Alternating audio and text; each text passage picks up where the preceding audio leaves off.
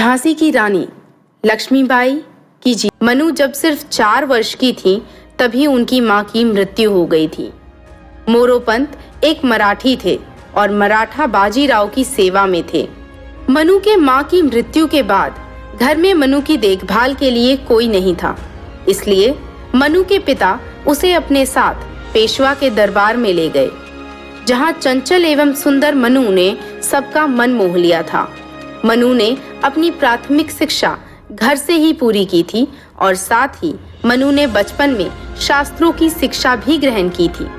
मई 1842 में 8 वर्ष की उम्र में उनका विवाह झांसी के मराठा शासित राजा गंगाधर राव नेवालकर के साथ हुआ और वहां झांसी की रानी बनी।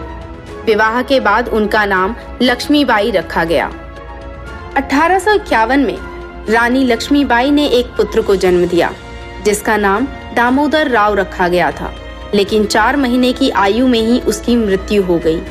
बाद में महाराजा ने एक पुत्र को गोद लिया जो गंगाधर राव के ही भाई का बेटा था। बाद में उस गोद लिए हुए बेटे का नाम बदलकर महाराज की मृत्यु से पहले दामोदर राव रखा गया था, लेकिन ब्रिटिश राज को ये मंजूर नहीं था, इसलिए उन्होंने दामोदर के खिलाफ मुकदमा दायर कर दिया। उस मुकदमे में दोनों ही तरफ से बहुत बहस हुई, लेकिन बाद में इसे खारिज कर दिया गया। कंपनी शासन उनका राज्य हड़प लेना चाहता था।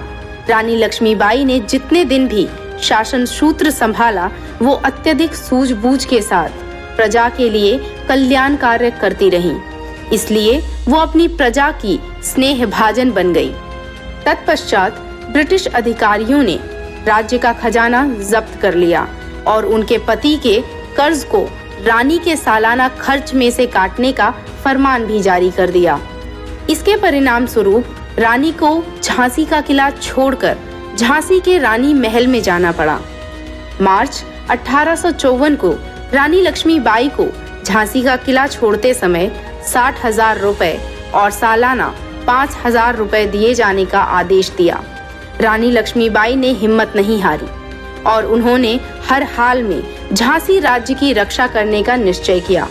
ब्रिटिश अधिकारी अधिकतर उन्हें झांसी की रानी कहकर ही बुलाते थे।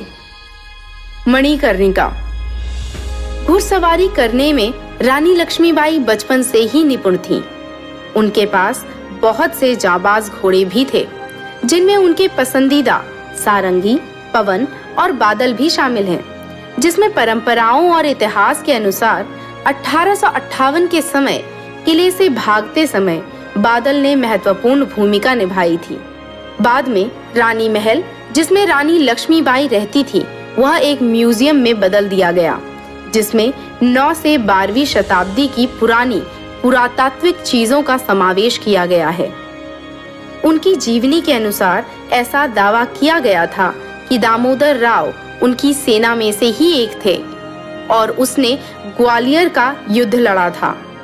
ग्वालियर के युद्ध में वो अपने सभी सैनिकों के साथ वीरता से लड़ा था, जिसमें तात्या टोपे और रानी की संयुक्त सेनाओं ने ग्वालियर के विरोधी सैनिकों की मदद से ग्वालियर के एक किले पर कब्जा कर लिया था। 17 जून 1858 को ग्वालियर के पास कोटा की सराय में ब्रिटिश सेना से लड़ते लड़ते रानी लक्ष्मीबाई ने वीर गति प्राप्त की। भारतीय वसुंधरा को गौरवान्वित करने वाली झांसी की रानी एक आदर्श वीरांगना थी। सच्चा वीर कभी आपत्तियों से नहीं घबराता। उसका लक्ष्य हमेशा उदार और उच्च होता है। वो सदैव आत्मविश्वासी, स्वाभिमानी और धर्मनिष्ठ होता है और ऐसी ही वीरांगना झांसी की रानी लक्ष्मीबाई थी। ऐसी वीरांगना के लिए हमें निम्न पंक्तियां सुशोभित करने वाली लगती हैं।